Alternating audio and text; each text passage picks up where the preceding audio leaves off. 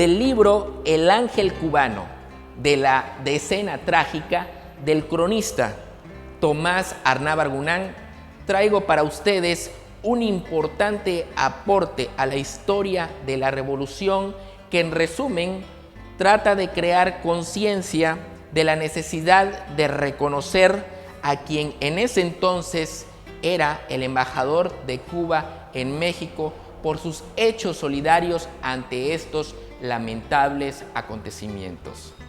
Retrocedamos en el tiempo y hagamos juntos historia.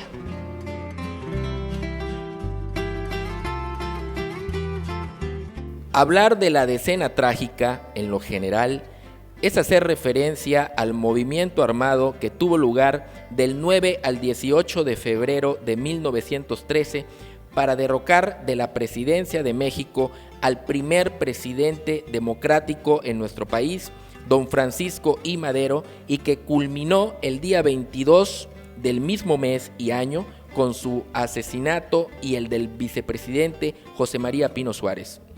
Hasta aquí lo que la gran mayoría conoce del mismo, pero entre estos días del 18 al 22, así como en lo posterior, se suscitaron una serie de hechos solidarios en torno a estos acontecimientos por parte del entonces embajador de Cuba en México, y que el autor de esta obra literaria nos comparte, que lo hacen concluir que México todavía le debe a este personaje, a Carlos Manuel Agustín Márquez Sterling Loret de Mola, un gran homenaje, ya que el único reconocimiento que ha recibido de nuestro país fue en 1921, cuando la Universidad Nacional de México le confirió el grado de doctor honoris causa.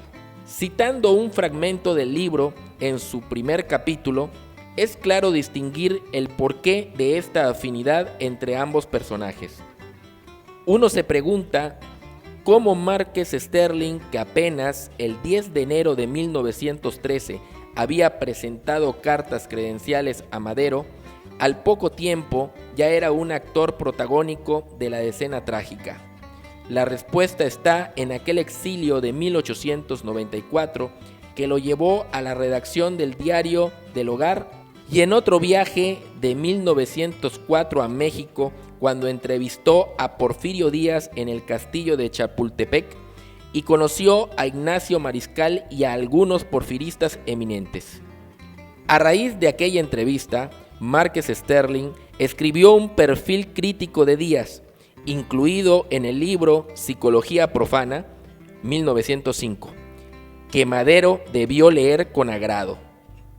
La visión de don Porfirio como viejo caudillo modernizador y, a la vez, autoritario, que aparecía en ese libro, era muy similar a la que 3 años después plasmaría Madero en la sucesión presidencial en 1910.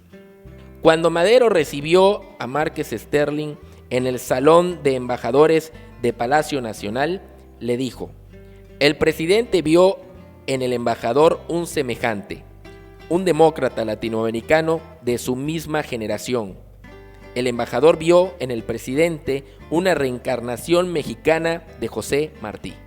El libro se divide en 4 capítulos en donde, de manera completa y bien estructurada, nos relata los antecedentes que dieron vida a la Revolución Mexicana, desde el Porfiriato hasta después de la Decena Trágica, contenida en el capítulo 3, incluyendo en su último capítulo los abusos de la caricatura desde que Francisco I. Madero llegara al poder, pues no eran críticas por ideología, sino que obedecían al poder fáctico.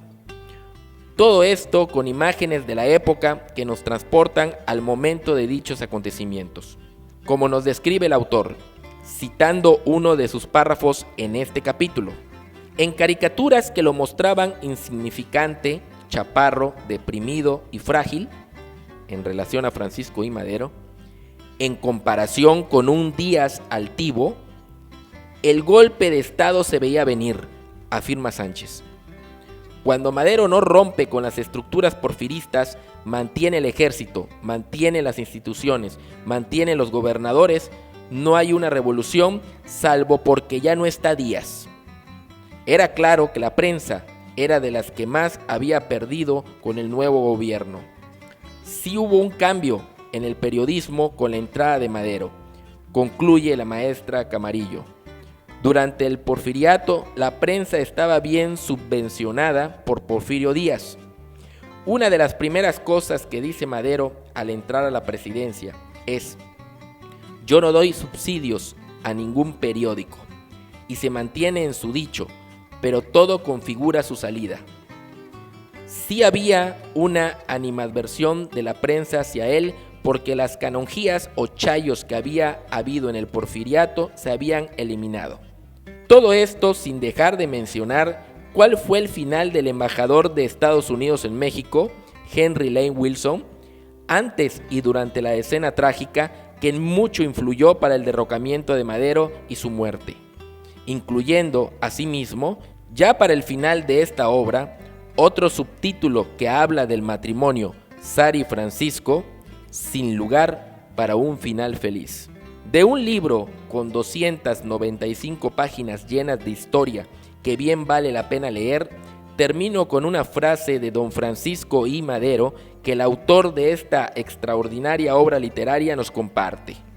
Porque si un gobierno como el mío, que ha cumplido honradamente con sus promesas, que ha hecho todo lo que su inteligencia le alcanza por el bien de la República, que ha llegado al poder por el voto casi unánime de todos los mexicanos, como nunca había sucedido, si un gobierno así no pudiese subsistir en México, señores, deberíamos decir que el pueblo mexicano no estaba apto para la democracia, que necesitamos otro nuevo dictador que nos viniese con su sable a callar todas las ambiciones, a sofocar todos los esfuerzos que hacen los que comprenden que la libertad únicamente puede ser fructuosa dentro de la ley.